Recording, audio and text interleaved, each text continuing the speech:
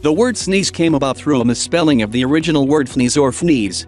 Sneeze is definitely a silly-sounding word, but it's not quite as silly-sounding as fneze or fnese, which is how this bodily function was once spelled. According to the Oxford English Dictionary, the word sneeze originates from the Middle English word fnese and came about due to a misreading or misprinting of the original term. The dictionary writes that despite that, the word sneeze was later adopted because it sounded appropriate. For more daily amazing facts, make sure to follow Nearly Whole.